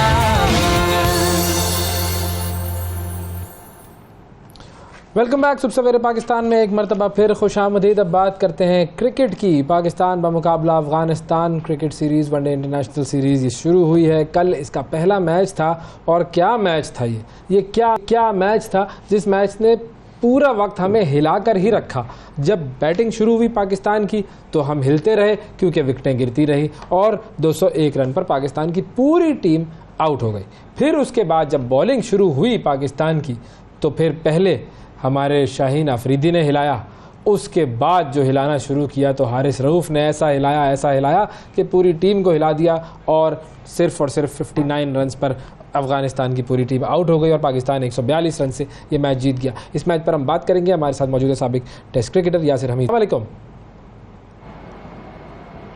वालेकुम अस्सलाम। भाई मेरा तो एक ही छोटा सा नाना मुन्ना सा सवाल है, बाकी टेक्निकलिटीज़ में अवैस जाएंगे, मैं तो ज़्यादा उसमें नहीं हूँ इंटरेस्टेड। मुझे ये बताएं, पाकिस्तान के आपको कितने मैचेस याद हैं जो इस किस्म के थे जैसा कि कल का था? कोई ऐसे हैं बड़े जो आपकी मेमोरी में हो कि भाई ये मैच भी था और ऐसा ही था? हाँ जी, पाकिस्तान तो ऐसे मैचेस काफ़ी हुए हैं पास्ट में, लेकिन मुझे नहीं याद कि ऐसी कोई परफॉर्मेंस, क्योंकि ये बड़ी रेयर इस तरह की परफॉर्मेंस होती है टीम की। और जब आप अंडर 60 या अंडर 70, मेरे ख्याल से 4-5 दफ़ा ही पाकिस्तान टीम ने ऑपोजिशन को इस तरह 70 के अंदर आउट किया और ये I think was the lowest और पाकिस्तान के लिए सबसे हाईएस्ट था। तो मैं समझता हूँ कि इट वाज ग्रेट परफॉर्मेंस और ज़बरदस्त, जिस तरह अवैस भाई ने कहा हिला के रख दिया, तो वाकई हिला के रख दिया, स्पेशली हारिस रऊफ ने। तो बड़ी ज़बरदस्त मेरे ख्याल से परफॉर्मेंस हुई है और यादगार परफॉर्मेंस हुई है। सर मुझे ये बताइए यासिर भाई कि जब बैटिंग लाइनअप को हम देखते हैं पाकिस्तान की तो क्या हो रहा है? देखें, फ़खर जमान हमें पता है बड़ा ज़बरदस्त खिलाड़ी है, लेकिन नहीं चल सका वो अफ़गानिस्तान के ख़िलाफ़। फिर बाबर आज़म का अभी एक दिन पहले बयान आया था, श्रीलंका तो मुझे लगता है मेरा घर है, हाँ, 0। बिल्कुल। अब आप इतने बड़े प्लेयर्स से अफगानिस्तान के खिलाफ ये एक्सपेक्टेशन कैसे रख सकते हैं? मतलब was it a bad day? Rizwan जो थे, चलो उन्होंने 21 रन बनाए, लेकिन पाकिस्तान के 5 खिलाड़ी सिंगल फिगर्स में आउट हुए। देखिए अवैस भाई, बात यह है कि क्रिकेट जो है वो ऐसा नहीं है कि आप रोज़ाना परफॉर्म करेंगे। बाबर आजम की अगर हम बात करें तो उन्होंने बियॉन्ड एक्सपेक्टेशंस और सब की, मतलब उन्होंने अपने आप को प्रूव किया गया, he is world class batsman. एक आध दिन आ सकता है, पहला बॉल था, अच्छा बॉल था, स्किट होके स्टम्प्स की तरफ आया, लाइन मिस की उन्होंने और LBW हो गए। बॉलर भी बहुत अच्छे हैं, बड़े ट्रिकी बॉलर हैं जदरान। और आई थिंक बाबर की तो बात क्वालिटी की और फॉर्म की बात तो मेरे ख्याल से कोई ऐसा मसला नहीं है, इशू नहीं है। लेकिन एक चीज़ है जो कि बड़ी पॉजिटिव है, मुझे बड़ी ज़बरदस्त लग रही है कि इस दफ़ा जो एशिया कप भी उधर है और देखें 201 रन करके अगर पाकिस्तान टीम इस तरह आउट कर सकती है तो इट मीन्स कि हमारी जो बॉलिंग है उसमें बहुत ज़्यादा पोटेंशियल और बहुत ज़्यादा फॉर्म में हमारी बॉलिंग, ठीक है। फास्ट बॉलर्स जो हैं हमारे वो आउटस्टैंडिंग है, दोनों नसीम शाह और शाहीन, और फिर हारिस रऊफ जो है ऊपर से आगे ऐसी बॉलिंग करते। तो मेरे ख्याल से कोई भी टीम जो इस वक्त देख रही होगी तो वो डेफिनेटली जितने भी क्रिकेट के समझने वाले लोग हैं वो ये उन्होंने ये एनालाइज़ किया होगा कि पाकिस्तान टीम एशिया कप में एज ए फेवरेट जा रही है। मेरे ख्याल से कि पाकिस्तान टीम जो है वो एशिया कप में फेवरेट है। वर्ल्ड कप में भी हम कुछ नहीं कह सकते। उसकी वजह ये है कि देखें जो श्रीलंका की पिचेस हैं वहाँ पे एक तो वियर एंड टियर है, ठीक है, वो कल हमने देख लिया कि बॉल ऊपर नीचे रहता है, स्किट होता है, और जहाँ पे वियर एंड टियर होगा और स्टम्प्स की तरफ बॉल आएगा तो वहाँ पे हमारी बॉलिंग बहुत ख़तरनाक है क्योंकि पेस है, स्विंग है। तो मैं समझता हूँ कि ये एक बहुत अच्छा चांस है कि हम इस दफ़ा फिर टाइटल लेके आए एशिया कप और आगे वर्ल्ड कप भी है। तो अच्छा, ये है बॉलिंग तो ठीक है, हम अपनी बॉल को तो हिलाकर घुमाकर दूसरे बल्लेबाजों को परेशान कर देंगे, लेकिन हमारे बल्लेबाज भी तो उससे परेशान हो रहे हैं क्योंकि आप देखें कल राशिद ने विकेटें ली, ये मुजीब जरदानी ने विकेटें ली, तो ये दोनों स्पिन कर रहे हैं और स्पिन हम नहीं खेल पाए। जी बिल्कुल सही कह रहे हैं आप। और मेरे ख्याल से अगर ऑनेस्टली कहा जाए तो इस वक्त अफगानिस्तान की जो स्पिन बॉलिंग है वो मेरे ख्याल से वर्ल्ड क्लास है। राशिद को आप देखें, फिर उनके पास मिस्ट्री स्पिनर्स हैं, तो नो डाउट पाकिस्तान की जो बैटिंग है वो उस तरह चल नहीं मोहम्मद नबी है, लेकिन फिर अगेन हमें क्रेडिट देना होगा इमामुल हक को, बिल्कुल इमामुल हक को हमें क्रेडिट देना होगा, और नबी भी हैं, बिल्कुल नबी हैं उनके पास। तो वो स्पिन में जो उनका जो यूनिट है वो किसी भी टीम को जो है ना हिला सकता है। बट अगेन कहूँगा, जिस तरह फ़खर की आपने बात की, तो फ़खर का एक हमारे पास एडवांटेज ये है कि कोई भी क्रंच मैच हो, जिस तरह की डू एंड डाई वाला मैच हो, तो वहाँ पे वो ही कैन परफॉर्म। उसने ये टाइम एंड टाइम प्रूव की है ये चीज़। और इमामुल हक को मैं क्रेडिट दूंगा कि यार कंसिस्टेंसी जो है उनकी बिल्कुल ऐसी है कि देखिए एक तरफ से विकेटें गिर रही थी लेकिन उन्होंने अपने आप को पिच के ऊपर रखा और वो खड़े रहे। तो ये उनकी स्ट्रेंथ है, ये हमें बड़े काम आएगी एशिया कप में भी और वर्ल्ड कप में भी, क्योंकि वर्ल्ड कप में भी इस तरह की ट्रिकी सिचुएशंस आ सकती है। इंडिया में भी यू नेवर नो कि यार वेदर जो है, मॉइस्चर ज़्यादा हुआ, कुछ भी हो सकता है। तो पिचेस जो है ऐसी मिलेंगी हमें। श्रीलंका में तो डेफिनेटली मिलेंगी लो स्कोरिंग पिचेस, और इंडिया में भी चांसेस है कि हमें इस तरह की पिचेस मिलें। और जहाँ पे लो स्कोरिंग गेम्स होंगी वहाँ पे पाकिस्तान टीम 70-30 मैच में उसकी गिरफ्त होगी। हाँ, जहाँ पे हाई स्कोरिंग हुआ वहाँ पे हम कुछ कह नहीं सकते, लेकिन जहाँ पे इस तरह की सिचुएशन हुई जहाँ पे लो रन्स हुए और हमें डिफेंड करना हुआ, तो आई थिंक कि हम लोग द मोस्ट डेंजरस साइड है इस वक्त पाकिस्तान जो है दुनिया की। वो क्या हम डेंजर अपना जो है वो 2 सितंबर को दिखा सकेंगे जब इंडिया से हम टकराएंगे? क्योंकि इंडिया का भी स्क्वाड तो ज़ाहिर है अनाउंस हो गया है, वहाँ पर भी कुछ मिडिल ऑर्डर के मामलात ख़राब चल रहे हैं। बिल्कुल डेफिनेटली दिखाएंगे। इस वक्त तो इंडिया की टीम ने ये परफॉर्मेंस देख के तो मेरे ख्याल से उनके जो जहन में थोड़े बहुत डाउट थे पाकिस्तान के लिए, तो वो भी मेरे ख्याल से क्लैरिटी आ गई होगी उनके माइंड्स में कि यार नहीं, पाकिस्तान की वाकई जो टीम है इस वक्त। देखिए, अगर बैटिंग की आप बात करें ना, तो हमारी batting, Babar Azam world class है, रिजवान है वर्ल्ड क्लास है, फ़खर जो है वो भी टॉप प्लेयर है, इमाम जो है हमारे टॉप प्लेयर है। मिडिल ऑर्डर की बात करें तो आगा जो है बड़े मेथड से खेलते हैं, अगर ज़रूरत पड़े तो वो शॉट्स मारते हैं, वरना फंस के खेलते हैं, सिंगल डबल करते हैं। इफ्तिखार जो है वो भी, उनके पास भी ये चीज़ है। तो मेरे ख्याल से इस वक्त जो है इंडिया की जो टीम है वो 2 सितंबर को वाकई, जो 2 सितंबर वाला मैच है उसके लिए वाकई वो थोड़े से अब डर रहे होंगे पाकिस्तान से, क्योंकि इंडिया की नो डाउट जो क्रिकेट है इंडियन टीम ने बड़े डोमिनेंट तरीके से खेल रहे हैं, इसमें कोई डाउट नहीं है। लेकिन सामने जब पाकिस्तान इस तरह की फॉर्म में हो तो बहुत अच्छा और ज़बरदस्त मैच होगा, क्योंकि 2 सितंबर का हमें इंतजार करना है और आगे के मैचेस करना है कि क्या होता है। बहुत शुक्रिया अदा करेंगे यासिर हमीद साहब हमारे साथ मौजूद थे। नाज़रीन, एक ब्रेक के बाद दोबारा मिलते हैं। सुबह सवेरे पाकिस्तान, सुबह सवेरे पाकिस्तान, सुबह सवेरे पाकिस्तान। वेलकम बैक जी। सवेरे पाकिस्तान में एक मरतबा फिर खुशामदीद। जुलाई में लास वेगास में वर्ल्ड स्क्रैबल चैंपियनशिप मुनक्किद हुई, जिसमें एक पाकिस्तानी नौजवान ने उसकी डायमंड कैटेगरी जीती, और उस नौजवान का नाम है हम्माद हादी। और 24 में से 21 गेम्स में उन्होंने फतह हासिल की, और उनकी कारकर्दगी के बायस 3 गेम्स पहले ही उन्हें विनर डिक्लेयर कर दिया गया था जी। 3 गेम पहले उन्होंने कहा जी आप चैंपियन हैं, ठीक है जी। अच्छा, अब तीसरा वर्ल्ड टाइटल है ये उनका। इससे पहले वो 2 वर्ल्ड टाइटल्स जीत चुके हैं, और उन्हीं के भाई हसन हादी पाकिस्तान के नेशनल स्क्रैबल चैंपियन हैं, और ये दोनों आज हमारे साथ मौजूद हैं, और इनसे हम ज़रा बात करते हैं स्क्रैबल की दुनिया की। अस्सलाम वालेकुम। वालेकुम अस्सलाम। थैंक यू, आप दोनों ने वक्त निकाला हमारे प्रोग्राम के लिए। सबसे पहले ये बताएं, हम्माद और हसन आप दोनों में से बड़ा कौन है? हम्माद बड़ा है या हसन बड़ा है? नहीं, बड़ा मैं हूँ, पैदा मैं पहले हुआ था, कुछ मिनट का ही फ़र्क है। मैं इनसे बड़ा हूँ, लेकिन कद में ये, सिर्फ कद में ये मुझसे बड़े हैं। नहीं, सिर्फ कद में नहीं, हर चीज़ में, सिर्फ एक उम्र में बड़े हैं मुझसे। अच्छा, बाकी हर चीज़ में मैं इनसे बड़ा हूँ, चाहे वो दिमागी कोई खेल हो, स्पोर्ट्स हो, या हर चीज़ में मैं इनसे आगे हूँ। हाँ, स्क्रैबल में कौन बड़ा है? स्क्रैबल की गेम में कौन बड़ा है? वोकैबुलरी में, वर्ड्स में? इस पे हम आर्ग्यू कर सकते हैं। इसमें दोनों के पास जो है वो ऑलमोस्ट इक्वल टाइटल्स हैं।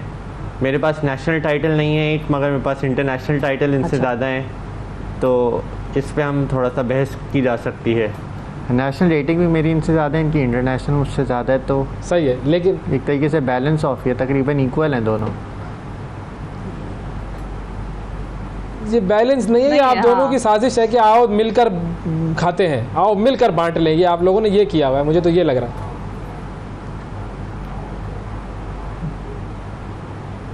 भाईचारा है दोनों में, है ना, भाईचारा है, दोनों भाई हैं तो भाईचारा होगा। चलें, आपके पास क्या क्या एजाज़ात हैं, पहले हमाद आप बताइए।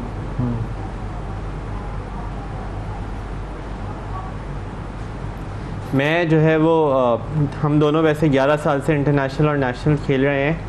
मैं जो है वो 2017 में इंटरनेशनल प्रिंसेस कप जीता था, यूथ कप। उसके बाद 2018 में मैं वर्ल्ड चैम्पियनशिप की डिवीज़न बी जीता था तुर्की में, यूके में। और अभी हाल ही में मैं रिसेंटली यूएस में होने वाले वर्ल्ड चैम्पियनशिप के डायमंड कैटेगरी को मैंने जीता है इस बार। तो मेरे पास 3 इंटरनेशनल टाइटल हैं कुल मिलाकर। डायमंड कैटेगरी क्या होती है? एक इंटरनेशनल टाइटल है जो फर्स्ट आया था वो डायमंड कैटेगरी। एक्चुअली वो 2 कैटेगरीज थी इसमें, बेस्ड ऑन रेटिंग और बेस्ड ऑन प्लेयर क्राइटेरियाज। और वो कुछ उनके क्राइटेरियाज थे कि उनकी नेशनल गेम्स में इतनी पार्टिसिपेशन होनी चाहिए, और बेस्ड ऑन दैट तो उसमें 2 कैटेगरीज बनाई हुई थी, एक वर्ल्ड चैम्पियनशिप मेन डिवीज़न और एक डायमंड कैटेगरी। तो जिनकी जो नेशनल रिप्रेजेंटेशन थोड़ी सी कम थी, जो थोड़े यंग थे, उनको डायमंड कैटेगरी खेल रहे थे, और जो मेन डिवीज़न थी वो उसमें सीनियर लोग जिनकी रिप्रेजेंटेशन और पार्टिसिपेशन नेशनली ज़्यादा है वो लोग खेल रहे थे।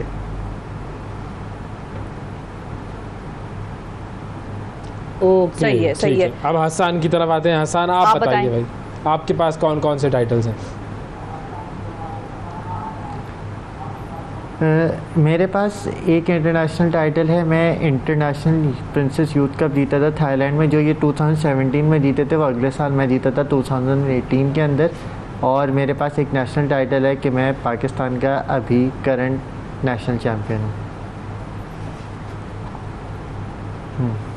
अच्छा, और आपने जो है वो किसको हराया है? वसीम खत्री को।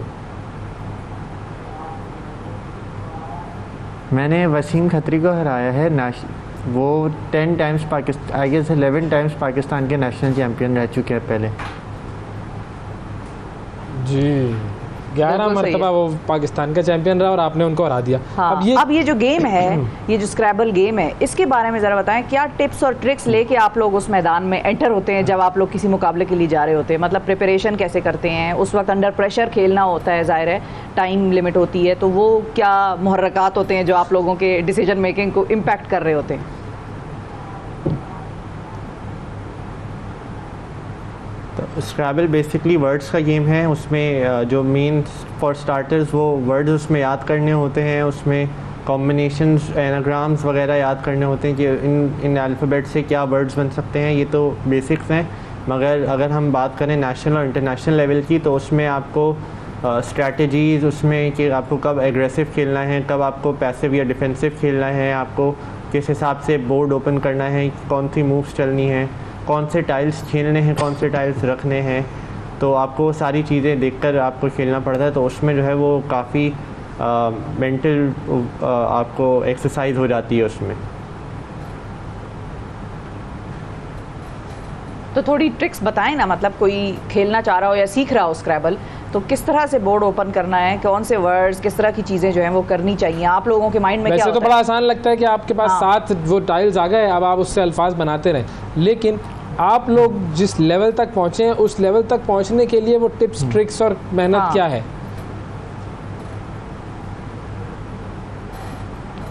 ओके, तो कुछ ट्रिक्स ऐसी हैं, जैसे कुछ वर्ड ऐसे होते हैं, कुछ लेटर्स ऐसे होते हैं कि जिनके साथ आप आगे या पीछे कनेक्ट करके वर्ड्स बना सकते हैं। वो यूज़ होते हैं आपके बोर्ड ओपन करने में।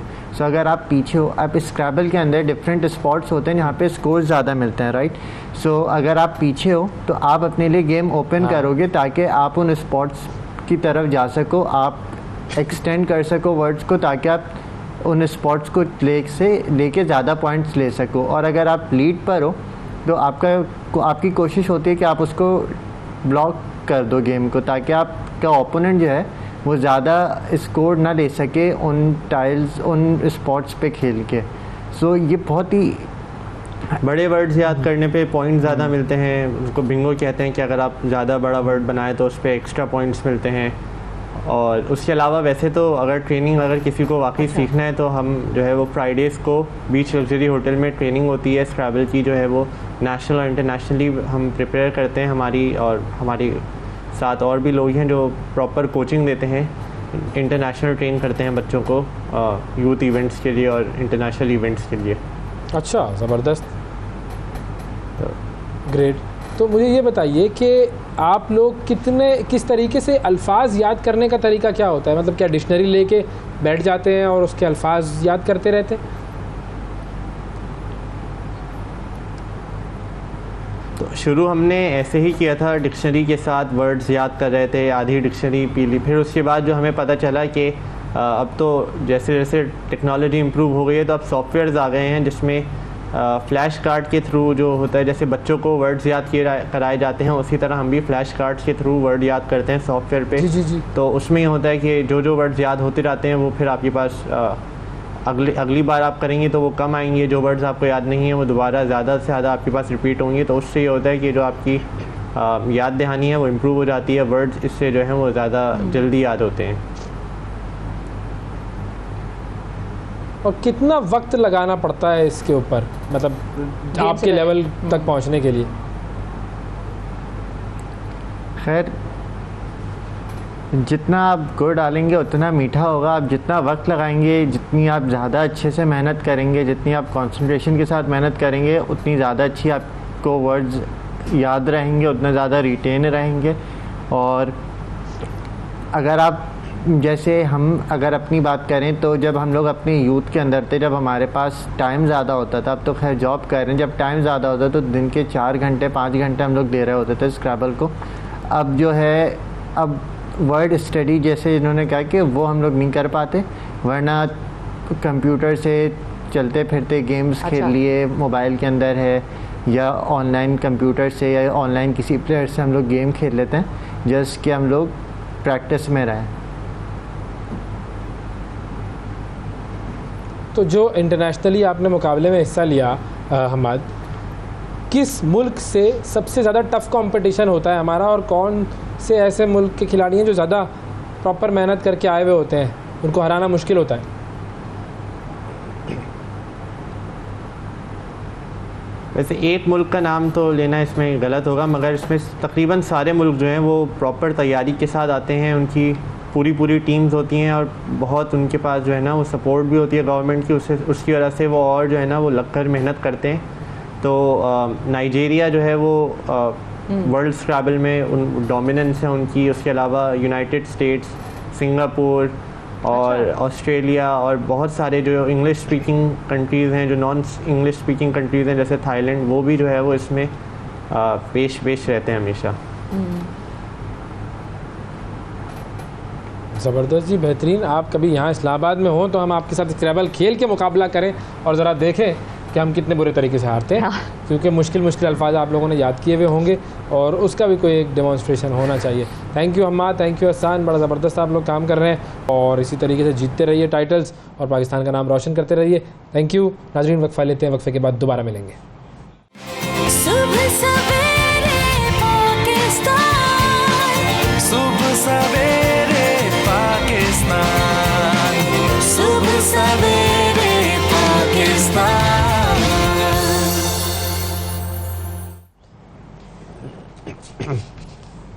वेलकम बैक जी। वाइल्ड फायर्स और क्लाइमेट चेंज के हवाले से थोड़ी सी बात करते हैं। कनाडा में वाइल्ड फायर्स इस हद तक बढ़ गई हैं और उसके साथ साथ अमेरिका के भी बड़े कुछ ऐसे इलाके हैं जहां पर हमने देखा कि वहां पर भी वाइल्ड फायर्स यानी कि जंगलात में आग लगने का फिनोमेना कुछ अरसे से बहुत ज़्यादा तेज़ी से और बहुत बड़े पैमाने पर फैल रहा है। अब कैनेडियन हुकूमत ने 30,000 घरों को विकेट करने का हुक्म दिया है। अब जहन में सवाल ये उभरता है कि 30,000 घर विकेट तो करा लेंगे, लेकिन वो 30,000 ख़ानदान या घर में रहने वाले लोग जाएंगे कहाँ, उनकी मैनेजमेंट किस तरह से होगी। और ये सेगमेंट करने का मकसद ये है कि हो सकता है हम भी यहाँ पर मैनेज कर सकें और थोड़े बेहतर तरीके से सीख सकें कि डेवलप्ड वर्ल्ड किस तरह से इस तरह की आफात को या इस तरह की नागहानी जो एक कंडीशन डेवलप हो जाती है उसको मैनेज करें। हमारे साथ बदर मुनीर साहब मौजूद हैं कनाडा टोरंटो से, जो कि सहाफ़ी हैं। उनसे जानते हैं सिचुएशन क्या है। अस्सलाम वालेकुम सर।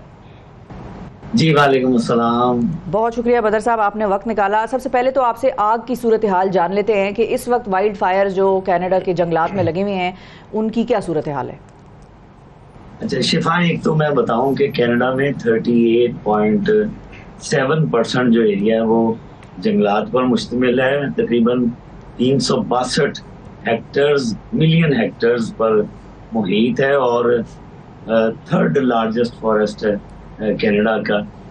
यहाँ पर ब्रिटिश कोलंबिया में जो वाइल्ड फायर है उसकी वजह से हज़ारों अफराद जो हैं वो बेघर हो चुके हैं और यहाँ पर स्टेट ऑफ इमरजेंसी नाफिज है।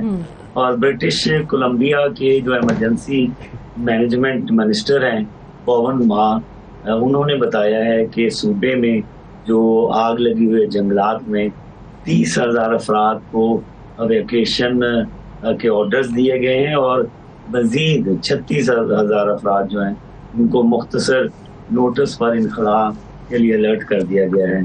फायर फाइटर जो है वो सैकड़ों जो है अपने काम में मसरूफ हैं, लेकिन बहुत ज़्यादा नुकसान है, लोग बेघर हो चुके हैं।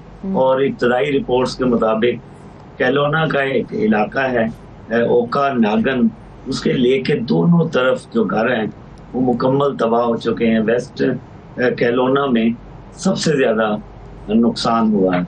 हुकूमत के साथ साथ आम लोग जो हैं, NGOs हैं और जो हमसाया कम्युनिटीज़ हैं वो मुतासरीन की मदद कर रहे हैं।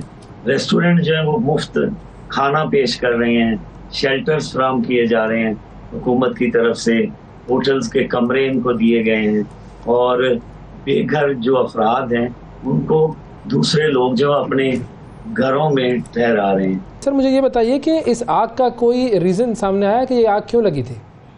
ब्रिटिश कोलंबिया में जो सर्वेज हैं, जो रिपोर्ट्स हैं, उसमें 40% जो है वो कहा जाता है कि ये आसमानी बिजली गिरने से आग लग जाती है।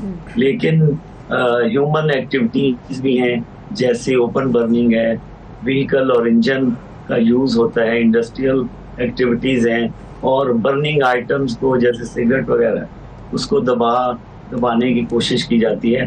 तो ये 60% है और जो 40% वजह है वो आसमानी बिजली के गिरने की वजह से है। और क्लाइमेट चेंज है वो तो एक बहुत बड़ा मौजू है, वो तो है। शिफा ने पहले कह दिया कि यहाँ के हुक्मरान पर कहा जा रहा है कि जो उनकी वजह से है, लेकिन ऐसा बिल्कुल नहीं है। सही है। हाँ, कुछ लोगों को शक है कि शायद ये हुकूमत आग लगवा देती है ताकि हम पे क्लाइमेट टैक्सेस जो है वो थोप सके। अच्छा ये बताएं बदर साहब कि 30,000 लोगों का इनखला जो है वो ज़ाहिर है उस इलाके से तो कर दिया गया है और वहाँ पर ये भी कहा जा रहा है कि बैड एयर क्वालिटी है जिसकी वजह से वो लोग वहाँ पर उनके लिए रहना ठीक नहीं है, सांस उस हवा में लेना ठीक नहीं है, तो इनको कहीं और लेके जाएं। लेकिन ये 30,000 घरों के लोग कहाँ रह रहे होते हैं और इनका कैनेडियन हुकूमत फिर करती क्या है, इनको किस तरह मैनेज करती है? उनके एक तो शेल्टर्स का इंतजाम किया जाता है, दूसरे जो करीबी शहर हैं या दूसरे प्रोविंस में, कैलगरी में इनको मुंतकिल किया जा रहा है जहाँ पे होटल्स के कमरे दिए जा रहे हैं। और जो घर मुतासर नहीं हैं वो अपने तौर पे रज़ाकाराना तौर पर उनको अपने कमरे प्रोवाइड कर रहे हैं। जो होटल्स मुतासर नहीं हैं उनको अपने कमरे दे रहे हैं। NGOs जो हैं वो बहुत ही एक्टिव है यहाँ पर और हुकूमत का हर अदारा एक्टिव है, पुलिस एक्टिव है और जो भी अदारा रिलेटेड है या रिलेटेड नहीं है वो इस मौका पर एक्टिव होता है।